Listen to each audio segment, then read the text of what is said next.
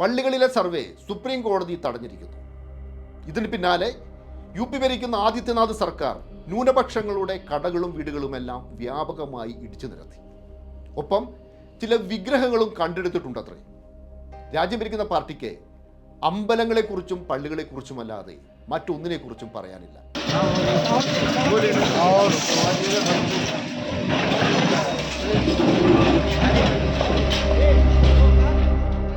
പോയ വാരത്തിൽ യു പിയിൽ നിന്നുള്ള കാഴ്ച. മസ്ജിദ് അനധികൃതമാണത്രേ. അങ്ങനെയെങ്കിൽ യു പിയിൽ അനധികൃതമായി പ്രവർത്തിക്കുന്ന എത്രയോ ഹിന്ദു ക്ഷേത്രങ്ങളുണ്ട്. അവയൊന്നും തകർക്കില്ല. യു പിയിൽ ഹിന്ദുവിന് ഒരു നിയമം, മുസ്ലിമിന് മറ്റൊരു നിയമം.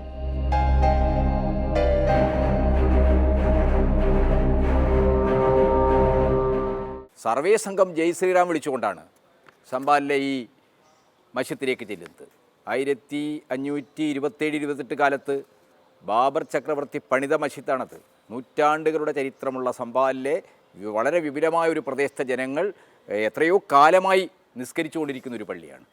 ആ പള്ളി സർവേ നടത്താനെന്ന വ്യാജേനെ പള്ളിക്കകത്തേക്ക് സർവേ ഉദ്യോഗസ്ഥരോടൊപ്പം RSSകാരും കടന്നു കയറുക, ജയ് ശ്രീറാം വിളിക്കുക. ഈ ഒരു സന്ദർഭത്തിലാണ് പള്ളിക്കകത്തേക്ക് സർവേ സംഘത്തെ കടത്തിവിടാൻ പറ്റില്ല എന്ന് പറഞ്ഞുകൊണ്ട് കഴിഞ്ഞ നവംബർ മാസത്തിൽ അവിടുത്തെ ജനങ്ങൾ, പ്രാദേശികവാസികൾ അത് തടയുന്നത്.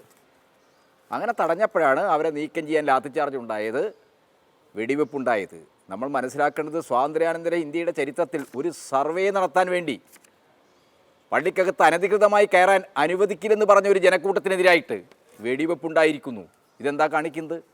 1992 ഡിസംബർ മാസത്തിന് സമാനമായ ബാബറി മസ്ജിദ് തകർത്തതിന് സമാനമായ നിയമവിരുദ്ധ പ്രവർത്തനമാണ് സംഭാലിൽ യഥാർത്ഥത്തിൽ സ്റ്റേറ്റ് ഗവൺമെൻറ്റിൻ്റെ അവിടുത്തെ സർവേ സംഘത്തിൻ്റെ ഉത്തരവാദിത്തത്തിൽ RSSകാർ നടത്തിയിട്ടുള്ളത്.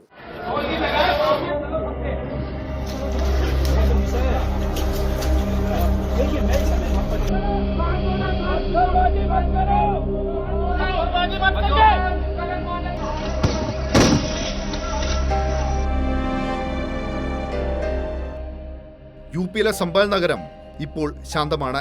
പക്ഷേ എപ്പോൾ വേണമെങ്കിലും കലാപകലുഷിതമാകാം. യു പിയിലെ സംഭാൽ ജില്ലയിലെ ചന്ദൌസിയിലെ ഷാഹി ഇമാം മസ്ജിദിനെ മറ്റൊരു ബാബറി മസ്ജിദാക്കണം. ഇതിനായി പള്ളിയിൽ സർവേ നടത്തി. സുപ്രീം കോടതി സർവേ തടഞ്ഞു. പിന്നാലെ യു പി സർക്കാർ സംഭാലിൽ മുസ്ലിം ന്യൂനപക്ഷങ്ങളുടെ കടകളും വീടുകളും പൊളിച്ചുമാറ്റി.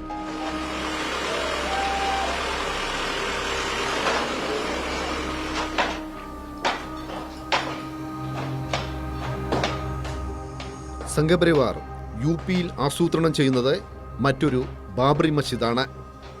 സംഭാലിലെ ഷാഹി ഇമാം മസ്ജിദിൽ നിന്ന് 1 കിലോമീറ്റർ അകലെ പണ്ട് ഒരു ക്ഷേത്രമുണ്ടായിരുന്നു. 45 വർഷങ്ങൾക്ക് ശേഷം സ്ഥലത്തൊരു അടിയന്തര പരിശോധന. കണ്ടെടുത്തതായി അവകാശപ്പെടുന്നത് വിഗ്രഹങ്ങളുടെ ഭാഗങ്ങൾ.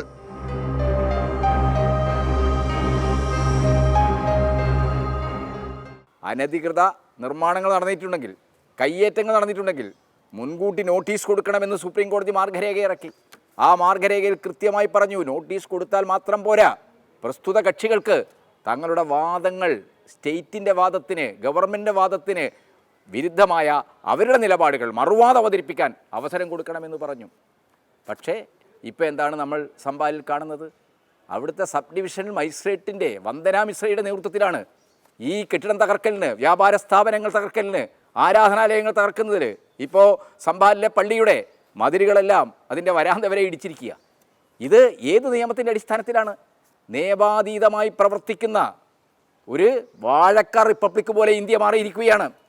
നമ്മൾ ഏകാന്തതയുടെ 100 വർഷങ്ങളിലൊക്കെ കാണുന്ന മക്കാൻഡോയെ പോലുള്ള നിയമവിരുദ്ധമായി നമ്മളൊന്നും അറിയാതെ നമുക്കെതിരായിട്ട് അദൃശ്യ ശക്തികൾ വന്ന് നമ്മുടെ കെട്ടിടങ്ങളും നമ്മുടെ വീടുകളും നമ്മുടെ ആരാധനാലയങ്ങളും തകർക്കുന്ന ഭീകരമായ ഒരു വാഴക്കാർ റിപ്പബ്ലിക്കിൻ്റെ അവസ്ഥയിലേക്ക്, നിയമവ്യവസ്ഥ നിലനിൽക്കാത്ത ഒരു വാഴക്കാർ റിപ്പബ്ലിക്കിൻ്റെ അവസ്ഥയിലേക്ക് ഇന്ത്യ എത്തിയിരിക്കുകയാണ്.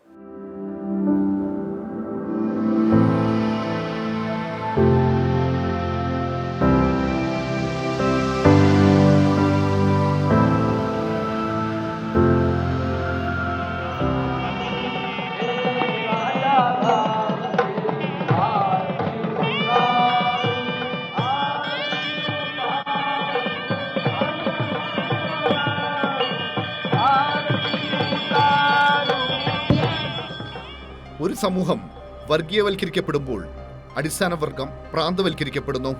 തൊഴിലാളികളുടെ മിനിമം കൂലിയുടെ കാര്യമെടുക്കാം. ഇതാണ് ഇന്നത്തെ ഇന്ത്യയുടെ അവസ്ഥ.